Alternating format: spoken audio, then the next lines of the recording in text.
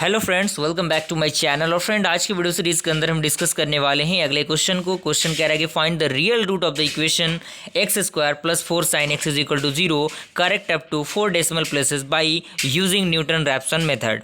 यानी आपको Newton Raphson method की मदद से इस इक्वेशन को सॉल्व करना है correct up to 4 decimal places तक। तो जो भी न्यूटन रैप्सन मेथड का फंडामेंटल ये होता है कि जो भी इक्वेशन दिया रहता है उसको एफ ऑफ एक्स के टर्म में हम लिख लेते हैं। तो हमने क्या किया, सबसे पहले एफ ऑफ एक्स के फॉर्म में उसको लिख लिया और साथ ही साथ इसका डेरिवेटिव भी हम लोग फाइंड आउट कर लेते हैं। तो एक्स स्क्वायर का क्या हो जाएगा, 2x हो जाएगा, 4 का 4 एज इट इज रहेगा और साइन का क्या हो जाएगा, cos x हो जाएगा।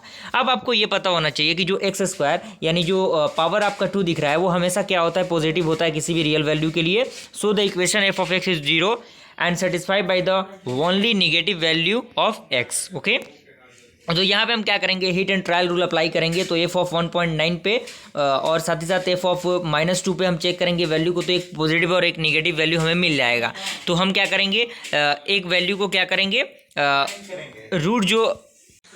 रूट जो आपका होगा वो क्या होगा, -1.9 और -2 के बीच में होगा। तो x0 को हमने क्या किया, -1.9 ले लिया। अब हम क्या करेंगे, फर्स्ट अप्रोक्सीमेट रूट को फाइंड आउट करेंगे। तो आप जो जनरल फॉर्मूला होता है उसको भी अप्लाई कर सकते हैं या फिर इस फॉर्मूला को भी अप्लाई कर सकते हैं, दोनों में से जो आपको सफिशिएंट लगे, जो कि हमने प्रीवियस वीडियो में देखा है। तो आप उस वीडियोज़ को भी देख के इन चीज़ों को समझ सकते हैं और इससे रिलेट कर सकते हैं। ये थोड़ा सा अलग तरीका होगा लेकिन चीज़ें आपकी वही निकलेंगी जो हमने फाइंड आउट किया है। तो x1 आप निकालेंगे तो -1.93440 आएगा और अगर हम n = 1 पुट करेंगे तो सेकंड अप्रोक्सीमेट रूट निकल जाएगा जो कि x2 होगा। तो x2 के लिए कुछ इस प्रकार का इक्वेशन आपको देखने को मिलेगा और ये जो x1 का वैल्यू आया है इसके अंदर पुट होगा। ओके, तो जैसे ही आप पुट करेंगे इसके वैल्यू को तो आपका x2 का जो वैल्यू है वो निकल जाएगा। अब हम n = 2 रखेंगे थर्ड अप्रोक्सीमेट x3 के लिए। तो x3 का जो वैल्यू होगा वो वैल्यू निकल के आएगा। तो आप देखेंगे कि x3 और x2 का जो वैल्यू है वो लगभग आपका बराबर आ रहा है। तो वही आपका क्या हो जाएगा, फाइनली आंसर हो जाएगा। तो इस तरीके के क्वेश्चन को आप सॉल्व करते हैं। एक दो बार आप प्रैक्टिस करेंगे तो चीज़ें और भी ज़्यादा क्लियर होती जाएंगी। कोई दिक्कत परेशानी वाली बात नहीं है